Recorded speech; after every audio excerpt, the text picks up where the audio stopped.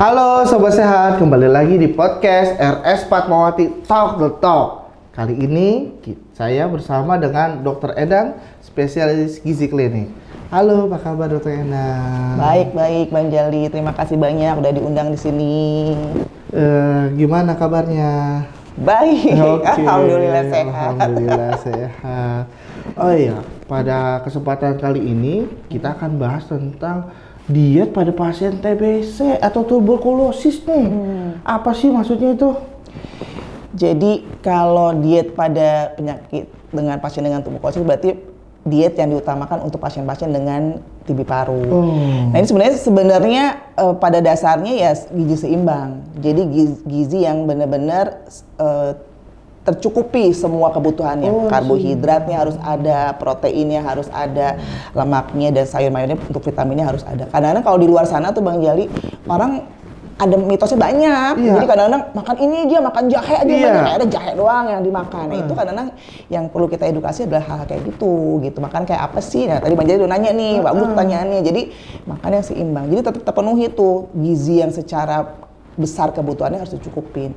Kayak karbohidratnya, proteinnya terutama ya. Tetap seimbang. Iya, harus. Saya sering lihat ya dok, kadang-kadang ya dok, badannya kurus-kurus banget, itu harus gimana dok? Kalau kurus harus gimana ya, tetap harus. Jadi kenapa dia kurus? Kita perlu tahu dulu nih Bang Jali, kurusnya kenapa? Kurusnya awalnya dari kena infeksinya dulu nih biasanya. Infeksi si Mycobacterium itu dari TB-nya itu membuat tubuh tuh jadi porak-poranda tinggi tuh. Jadi kayak ibarat mesin tuh jadi kerjanya lebih cepat. Karena dia mau perang nih ngelawan si bakterinya. Akhirnya membuat tinggi inflamasinya, jadi peradangannya tinggi. Peradangan tinggi, neken nafsu makannya Bang Jali nggak mau makan. Bawaannya males makan. Nggak ada, kalau kita kan Bang Jali pasti makan nafsu makan nggak? Masih. Nah itu beda banget sama orang TBC. Jadi orangnya males makan, lesu akhirnya. Nah itu akhirnya lama-lama tubuh tuh kan butuh makan, butuh buat bikin energi baru dan lain-lain. Akhirnya diambil di cadangannya. Lama-lama habis dia tuh cadangan ototnya, lemaknya, makanya kurus. Dari cadangan tubuhnya ya, jadi makanya kurus ya. Makanya kurus gitu. Kalau misalnya ada makanan atau minuman yang spesifik ya, kalau untuk pada penderita TB paru. Kalau dibilang spesifik mungkin gini ya, kalau misalnya contohnya misalnya kurkuma gitu ya, kurkuma tuh buat nambah nafsu makan. Itu ternyata ada penelitiannya ada. Jadi memang ternyata kurkuma itu bisa menambah nafsu makan karena mengurangi efek dari hormon leptin yang ditekan saat kondisi inflamasi. Cuma nih, wah kurkuma bagus nih, akhirnya gue makan kurkuma banyak. Enggak juga. Jadi tetap dipenuhi dulu nih makannya seimbang tadi, gizi seimbang itu dipenuhi dulu, baru ditambahkan dengan kurkuma dan lain-lainnya. Walaupun udah bagus, tapi jangan berlebihan gitu ya. Iya, tetap juga, walaupun nanti dia udah, jadi misalnya kurkuma ini cuma kurkuma doang nih masalahnya. Kadang-kadang orang tuh, duh enak banget ya, kurkuma bagus nih, gue makan si kurkuma aja deh. Kurkuma doang yang diembat. Nah itu juga nggak oke. Jadi harus tetap dipenuhi makannya, kebutuhan gizinya yang tepatnya itu karbonya, protein itu harus dicukupi. Jadi ini yang penting nih malah sebenarnya. Ditambah lagi. Ini dok, kadang-kadang mau nanya gizi seimbang itu seperti apa sih? Dari tadi ngomong seimbang. Kayak apa sih dok? Jadi kita bilang balance diet ya. Jadi seimbang itu berarti makannya itu harus ada. Jadi kalau kita ada piring gitu ya, itu dibagi 3. Harus ada karbonya, proteinnya, itu ada lemak dan lain-lain. Ada sayurnya. Setiap makan tuh begitu. Makan pagi, makan siang, makan malam. Jadi lengkap tuh. Nanti sisanya selingannya jam 9, jam 3 sore boleh cemilan, buah dan sayur, buah-buahan gitu. Dan itu, jadi seimbang itu berarti dalam sehari itu kita makannya tepat sama kebutuhan makan. Kan kalau makan kita tuh ada karbonya sekitar misalnya buat energi nih, protein buat ngebangun lagi jaringan-jaringan rusak dan lain-lain.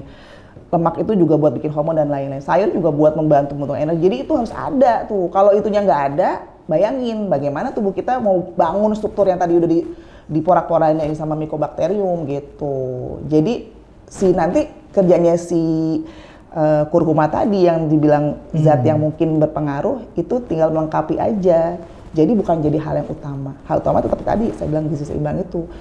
Boleh misalnya karbonya nih boleh nasi, boleh kentang. Jangan kayak nasinya yang banyak gitu harus ya. Ada seimbangnya.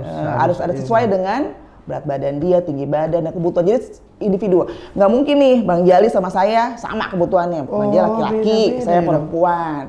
Bang Jali tingginya beda, saya beda. Itu nanti dihitung tuh secara terukur gitu ya. Makanya kebanyakan di sini alhamdulillah nih spesialis parunya tuh udah sohib banget Bang Jali. Jadi apa tuh udah kalau ada pasien kayak gitu itu konsul. Jadi kita yang ngurusin. Karena mereka juga sibuk nih ngurusin pengobatannya kan gitu. Kalau untuk mengukur ya dok, saya sering lihat di RS Fatmawati tuh kadang-kadang lihat in body apa sih Pak dok? Nah itu biasanya kadang-kadang pasien misalnya gini, wah ini orangnya nih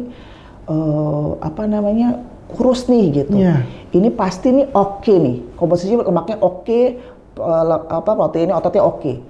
Belum tentu loh kadang-kadang. Misalnya pas diukur di in body, jadi in body itu adalah alat untuk mengukur komposisi tubuh kita. Kadang-kadang ada orang yang kurus ternyata tuh thin outside, kelihatannya dari luar langsing, fat outside, jadi fat inside. Jadi di dalam tubuhnya ternyata isinya lemak semua, ototnya kecil banget. Nah itu juga kita bilang juga, ya, iya. Dan itu ada di Fatmawati. Jadi itu alatnya oke banget. Dan itu kalau misalnya ada orang yang mau periksa tuh di mana dok? Ada di Gria. Kita di Gria punya. Jadi jamnya itu dok? Jam itu kita bisa tiap hari ada, Senin sampai Sabtu ya. Sebenarnya di rawat jalan yang BPJS juga ada. Cuman memang untuk kecanggihan alat kita ada bedanya. Tapi kalau yang untuk oke banget yang lengkap sampai cairan-cairannya itu ada di Gria. Di Gria dok. Oke dok, kita kembali lagi dok ke pasien TBC dok. Pasien TBC itu perlu tambahan minum susu nggak sih dok?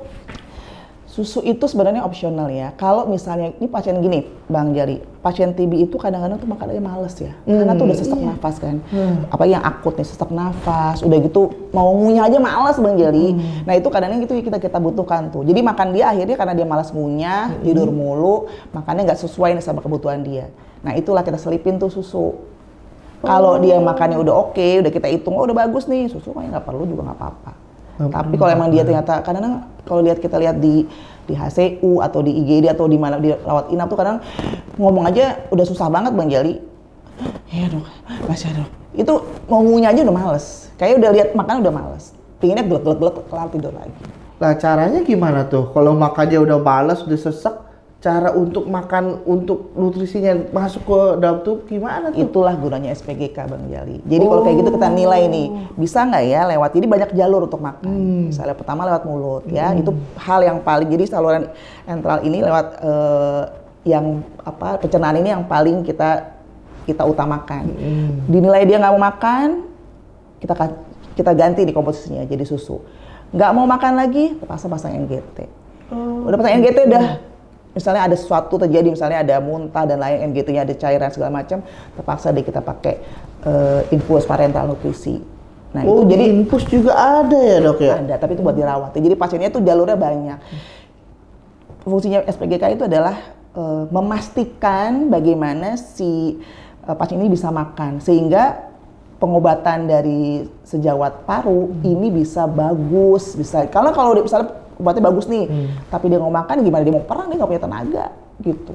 Lemas jadi ya? Lemas, jadi memang kita pastikan bahwa nutrisinya bagus gitu ya, bisa kita cari jalan gini, Bapak maunya apa? Oke kita hitung gini, Bapak maunya apa? Bisa nyapa gitu. Jadi itulah makanya kenapa SPGK itu kalau di ruangan itu juga ngobrolnya lama tuh, makanya seneng banget kalau ada yang penunggunya, walinya itu bener-bener ngerti tentang pasiennya. Kadang-kadang ada cuma ditungguin misalnya, maaf, mungkin bukan keluarganya yang nggak tahu apa-apa, nggak tahu dok. Nah itu kadang-kadang kita suka repot gitu kan, gitu. Jadi karena kalau pasien-pasien dengan udah malnutrisi berat yang dulu makin sebelum makannya dikit banget, kita nggak boleh tuh gelondongin makannya terlalu banyak juga, mendadak tiba-tiba pakai NGT atau itu kita makan segini nih. Itu harus diperiksa benar-benar. Itu juga bahaya banget. Jadi anamnesis tuh sama pasien itu penting banget gitu. Nah kalau di poli nih, gue nggak pernah tuh, saya nggak pernah nih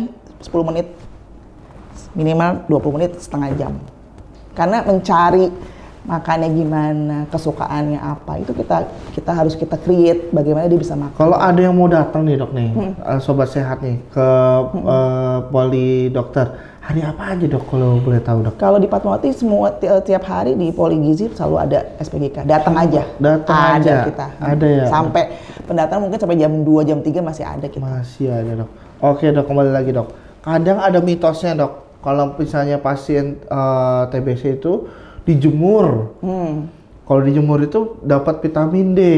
Itu bener nggak sih? Itu ada kaitannya nggak sih sama vitamin D itu dok? Bener banget. Itu jadi gini. Karena tadi yang tadi saya bilang tadi, pada saat serang bakteri itu tubuh tuh kayak mesinnya kayak bekerja lebih keras lagi, tinggi metabolismenya, dan itu akhirnya tubuh kita tuh kayak karena asupan juga kurang, tubuh tuh kekurangan banyak hal, termasuk zat-zat gizi yang penting tuh. Vitamin itu pasti kurang. Nah, termasuk vitamin D ini salah satunya. Iya dok. Nah, vitamin D ini memang bisa didapat dari berjemur. Cuman nggak ngangkat Bang Jali kalau mau berjemur doang. Contoh nih ya, beberapa penelitian itu menunjukkan kalau berjemur dari jam 11 sampai jam 1 siang itu panas banget tuh. Iya. Itu harus telanjang lagi, itu baru sampai 10.000 IU. Itu kita bisa makan tablet 1 doang udah beres. Emang orang ada yang mau tuh? Itu. Gosong dong. Jadi ada beberapa kriteria yang bisa jadi nggak gampang gitu mau ngambil vitamin D untuk jemur doang susah. Apalagi kalau vitamin D orang-orang biasa orang TB itu pasti rendah. Itu udah ada penelitiannya, dan itu kalau misalnya ngandelin berjemur doang, aduh berapa lama nggak ngangkat, keburu udah, jadi mendingan suplementasi. Tapi baiknya Bang Jali, kalau mau konsumsi vitamin D itu ada yang baiknya kita cek dulu tuh kadar vitamin D kita dalam darah. Oh ada. Di sini ada juga, dan di sini harganya ada. bisa. Buat cek, ada. Kadar vitamin D ya? Ada. Namanya apa dok? Cek aja vitamin D. Nanti cek vitamin boleh. D di sini. Di mana dok? Di laboratorium. Di laboratorium. Fatmawati ada, dan itu harganya juga lumayan. Aduh saya senang banget nggak terlalu mahal. Jadi mungkin kalau di luar sana mahal ya. Saya aja cek di sini. Oh dokter juga ngecek sini. Apa jatuh kan, kaget. Perlu tuh karena emang. Iya saking semangatnya saya dengernya. Oh ternyata dokter juga periksa cek secara vitamin D di sini. Iya, karena emang kondisi kita kan kita up and down ya, kita kecapean, makan kita nggak bener, penyerapan yang nggak oke, itu banyak hal yang mempengaruhi vitamin D Bang Jali. Jadi harus kita cek karena kita pingin itu berhubungan sama imun.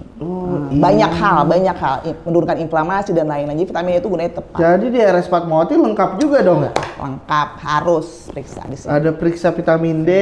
Yang tadi apa namanya? Yang cek body? In-body juga ada. BIA namanya sih sebenarnya. Itu in-body itu mereknya ya. Kalau kita pakai nanti di NEAT gitu ya. Terus sebenarnya kita bilangnya BIA, pemeriksaan BIA. Kalau misalkan gini dok, bisa naik lagi nggak sih dok dari pasien yang kurus gitu dok? TBC itu bisa naik berat badannya nggak bisa naik? Bisa sih, cuman memang untuk pasien yang terlalu kurus kering ya, misalnya IMT indeks massa tubuhnya tuh terlalu jauh gitu ya, yang udah tinggal tulang doang, butuh waktu banget Bang Jali. Karena memang secara seluler juga butuh waktu untuk meningkatkan massa ototnya lagi, perlu makan yang cukup, bahkan kadang makannya harus lebih banyak. Dan itu kan kadang biasa orang bisa makan dikit, suruh makan banyak itu butuh waktu. Kedua harus ada latihan beban juga untuk meningkatkan massa otot. Ada olahraga ini juga ya? Ada. Jadi nanti naik berat badannya bukan naik berat badan secara lemak doang gitu. Kalau bisa naik badannya itu otot yang naik. Gitu. Oh gitu. Apalagi nih ya, mau nanya ya, suplemen vitamin yang bagus tuh apa kalau pasien TBC? Sebenarnya memang kalau pada orang-orang dengan TB paru ini memang dibutuhkan banget tuh suplementasi ya. Jadi yang bagus mana, mereknya berbagai macam merek. Cuman pasti akan ditambahkan lah. Karena dari makan aja nggak cukup. Kayaknya seperti yang saya bilang tadi tuh, tubuh tuh lagi tinggi banget tuh metabolismenya. Jadi dia rollingnya besar banget, tinggi banget, sehingga kita tuh nggak akan cukup gitu tubuh kita asupannya. Jadi emang mesti tambahkan lagi dalam bentuk suplementasi. Boleh apa aja, mereknya apa aja. Memang biasanya yang kadang-kadang yang banyak di beberapa jurnal tuh dikatakan bahwa vitamin A, D, itu juga zinc, itu juga berkurang, selenium, gitu-gitu. Jadi perlu ditambahkan zat-zat itu. Walaupun sebenarnya mungkin nggak apa-apa, ditambahkan aja multivitamin. Dan mereknya bisa apa aja, teman-teman. Oke dok, untuk saran untuk terakhirnya dok nih, saran pesan dan kesan dokter nih pada pasien TBC itu kalau untuk nutrisinya bagaimana dok? Jadi untuk para pasien ya yang sudah terdiagnosis TB paru memang harus udah aware nih makan apa aja sih yang baik buat saya gitu. Dipastikan makannya teratur. Kalau memang misalnya ada sesak nafas, ya udah makannya sedikit-sedikit tapi sering. Tapi memang kita harus tahu dulu deh kebutuhan kita, Bang Jali. Kebutuhan kita tuh berapa banyak sih? Karena ibaratnya kebutuhan makan kita tuh kayak inilah, kayak tangki bensin tuh. Misalnya Kijang nih 40 liter, misalnya Messi itu berapa liter. Nah kalau kita juga begitu, ada pasien ini dengan kebutuhan makannya 1.500 kalori, yang ini 1.000 kalori. Nah kita harus tahu tuh. Nah nanti kita bagi tuh dalam beberapa porsi makan, biar kita nggak stuck, ya kita bagi dikit-dikit tapi sering. Cuman biasanya mungkin makannya ada yang 3 kali makan besar, berarti makannya tuh lengkap tuh Bang Jali, nanti sisanya makannya selingan. Atau misalnya mau susu aja deh, 6 kali juga boleh. Itu tergantung pasiennya. Memang kalau kasus-kasus yang masih yang tidak terlalu rumit sih bisa diaplikasikan di rumah ya. Cuma kalau udah rumit dengan makannya juga dia nggak tahu mesti makan apa, baiknya sih kontak ke spesialis gizi klinik sih. Oke, baiklah. Sobat Sehat, kita sudah selesai nih dok. Tapi kalau misalnya Sobat Sehat nih, kalau ada masalah tentang gizi pada pasien penderita TBC atau bukan penderita TBC, bisa juga cek ke ahli gizi, spesialis gizi di rumah sakit RS Fatmawati. Mau cek vitamin D, mau cek InBody katanya ya, bisa juga. Hanya ada di RS Fatmawati.